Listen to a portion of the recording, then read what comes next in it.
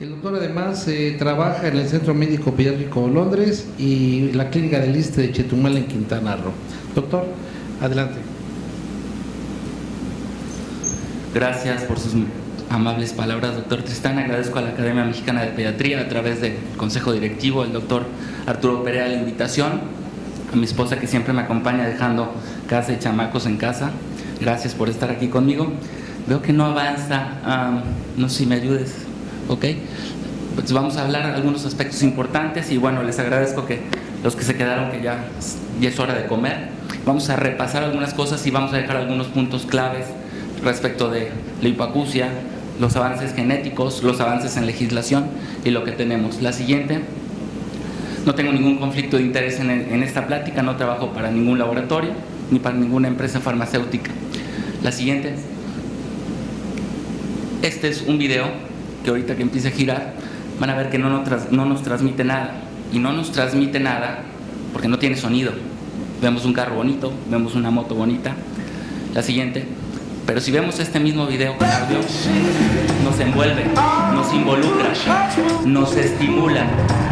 Entonces, la base para el desarrollo del lenguaje y para involucrarnos en una sociedad es la audición. Sigue. De los dos telereceptores que tenemos, la lectura y la escritura son los que se basan en la audición. La audición es la que nos relaciona con el medio ambiente y es la base para el desarrollo del lenguaje. Aunado a esto, la sordera es la más frecuente de las patologías detectables y el costo de detección es 5 veces menor. La siguiente.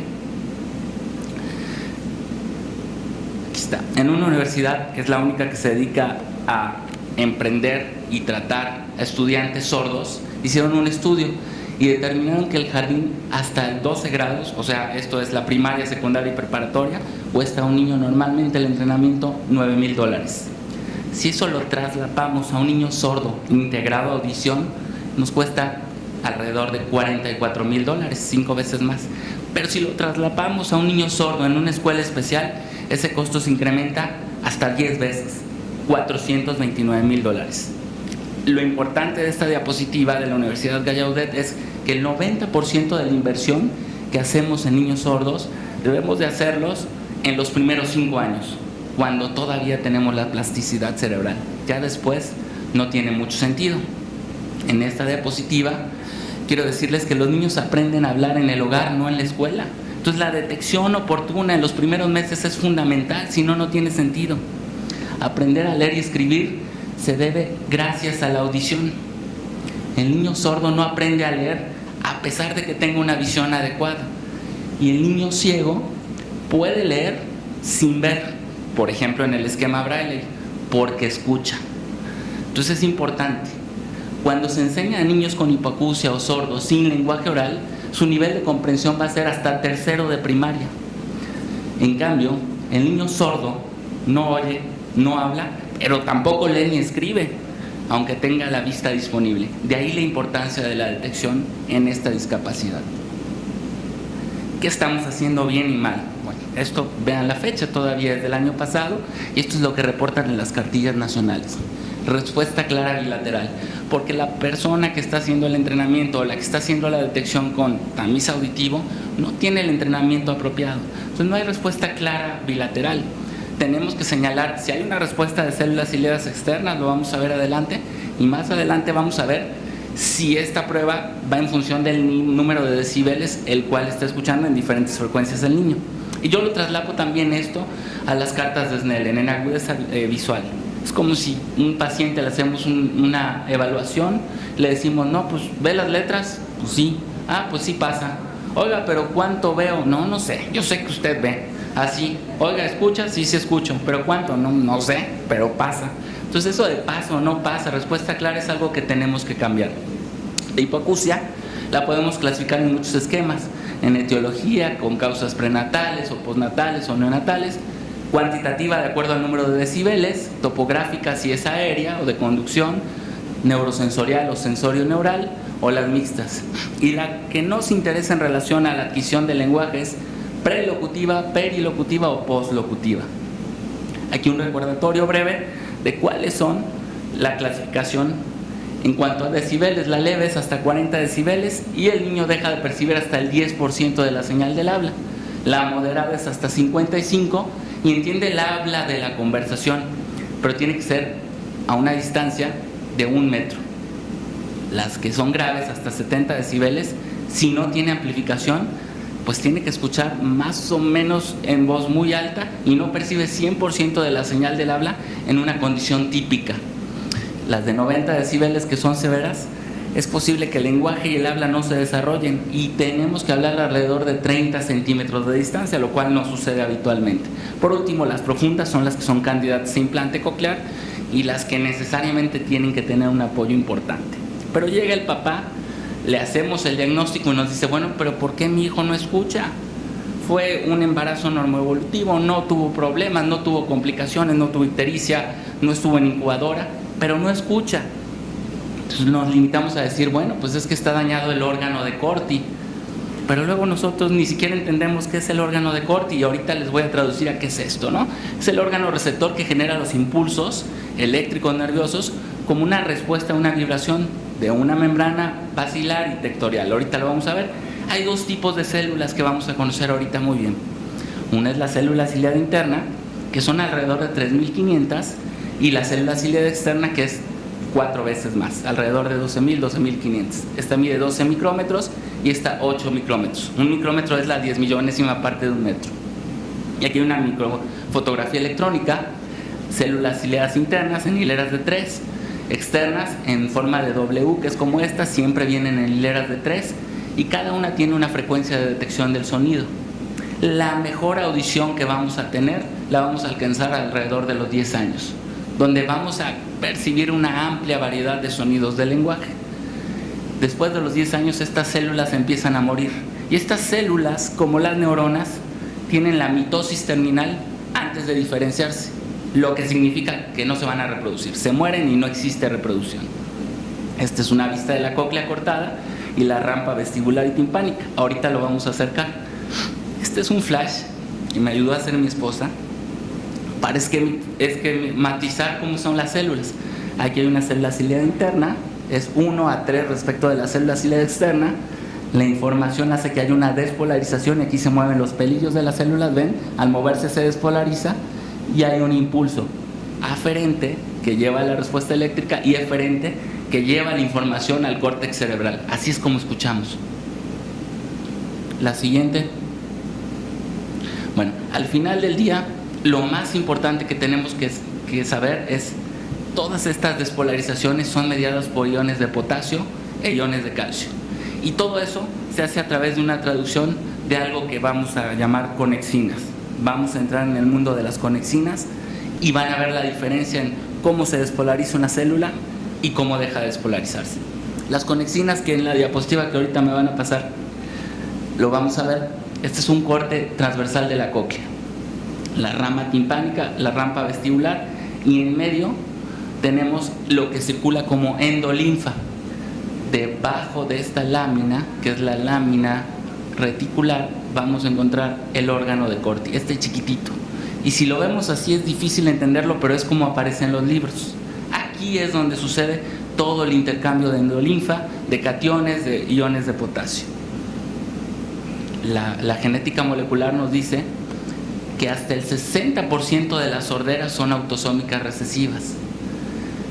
Tenemos estas moléculas de intercambio iónico endolinfático que son las conexinas. La conexina 26, descrita en 1997, está relacionada con una brecha de hendidura entre células que es la que hace el recambio de iones, que es el gap junction B2, el GJB2. Este está en el brazo corto, en la fracción 11 y 12 del cromosoma 13.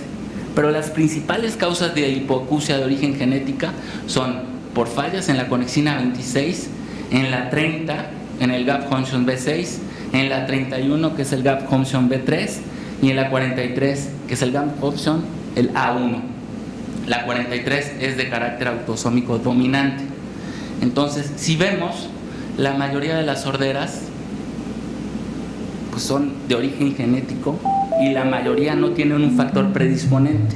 Este es otro esquema de la cóclea para conocerla mejor. Esta es la ventana oval, el huesecillo del estribo golpea Imagínense una onda aquí de una ola como de aceite que va moviéndose. Aquí la cóclea es rígida, entonces percibe mejor los sonidos agudos. ¿Ok? Aquí en la base se puede dispersar más la información y es más flexible. Entonces ahí es donde se traduce la información de los sonidos graves, así como lo estoy esquematizando en el video.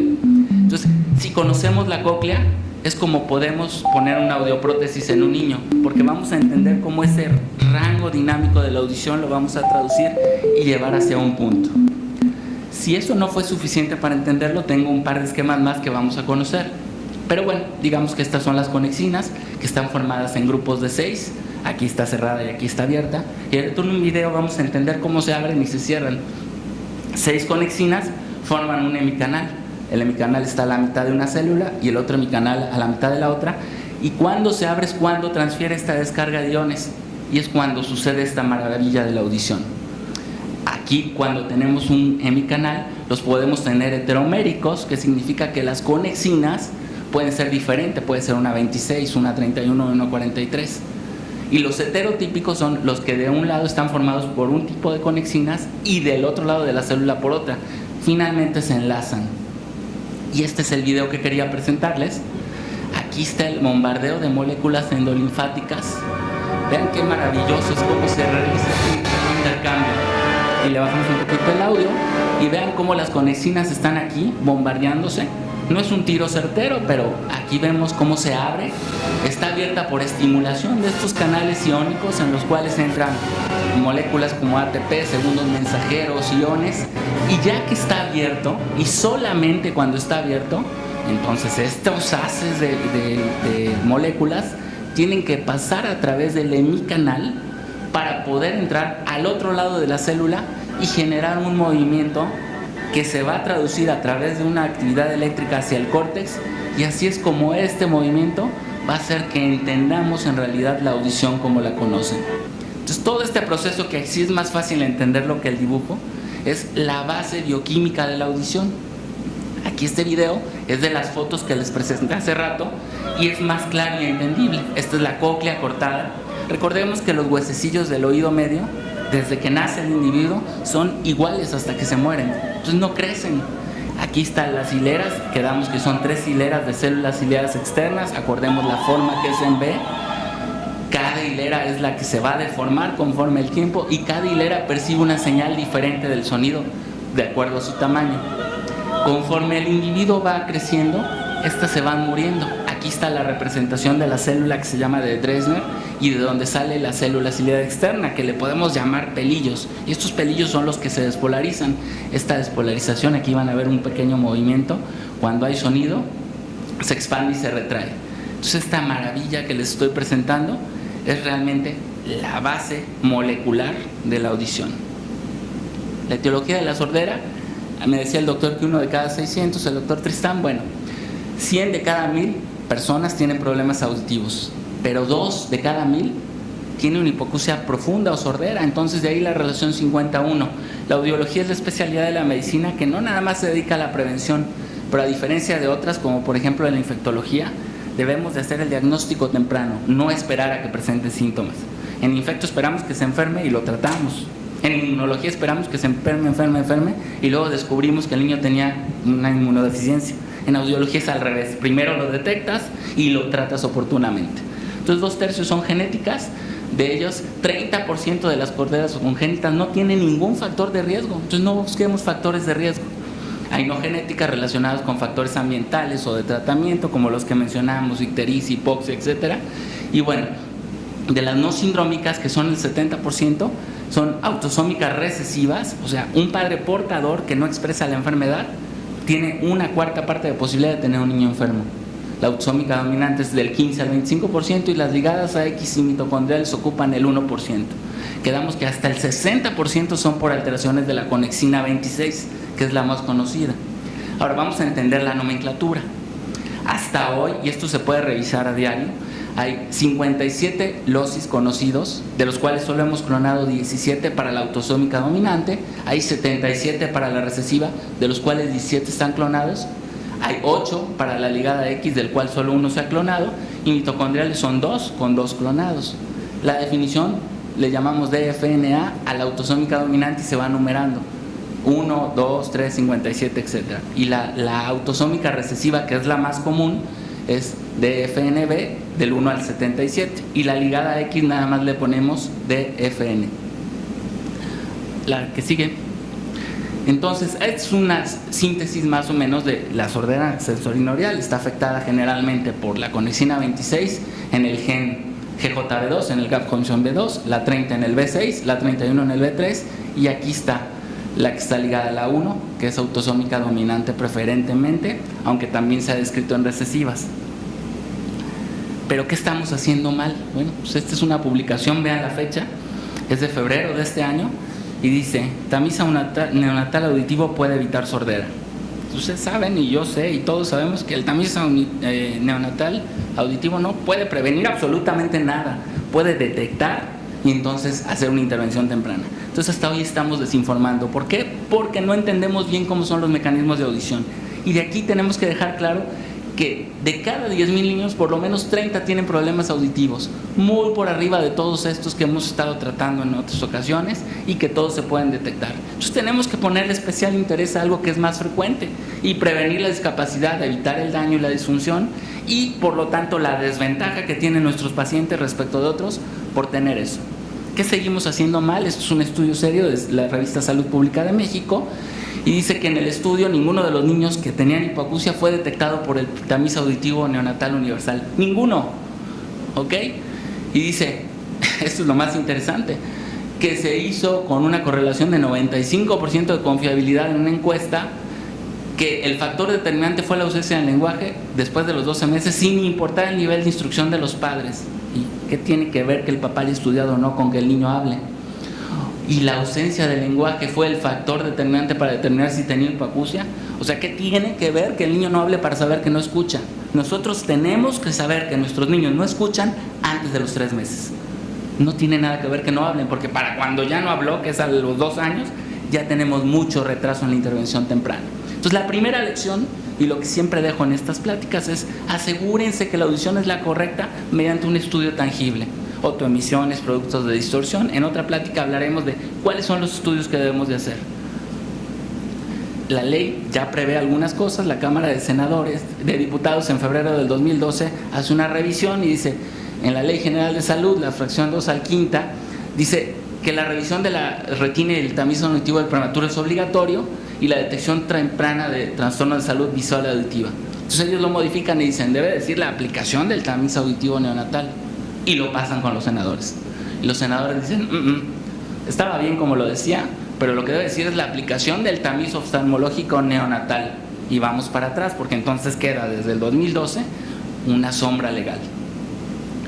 Se hace la estrategia del TANIT, que es un programa federal que incluye conjunto de estrategias para la detección temprana de alteraciones auditivas, para el diagnóstico de hipoacusia sordera, todo lo que está aquí abajo, para disminuir la prevalencia entonces de las complicaciones de la discapacidad auditiva y contribuir a la inclusión de estos niños, ¿no? Entonces el tamiz, el propósito es al final que se desarrolle el lenguaje oral, disminuir la desventaja, discapacidad y disfunción, y la plena inclusión de nuestros pacientes. ¿Qué hace el TANIT? Bueno, esto es el Twitter, y dice que es un procedimiento obligatorio que confirma la presencia de hipoacusia antes de los 3 meses, para dotar de prótesis o amplificadores, e incorporar a todo menor a un programa de habilitación antes de los 6 meses. ¿Qué hemos hecho? Tenemos equipos portátiles en 455 hospitales hoy de la Secretaría de Salud. Ahora se van a dotar de más porque hay una nueva reforma que se hizo en marzo, ahorita se las platico. A partir del 2013, esto que lo veía la CONADICE a través de la Secretaría de Salud con Rosario Robles, pasa a la Secretaría de Desarrollo Social. A Rosario Robles creo que la quitaron hace 2 días, entonces no sé si nos los va a regresar o se queda en Desarrollo Social, pero es mucho dinero porque son los equipos.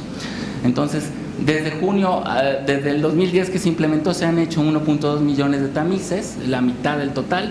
Se ha confirmado unos 2.900 menores, que corresponde a lo que habla a nivel internacional las cifras.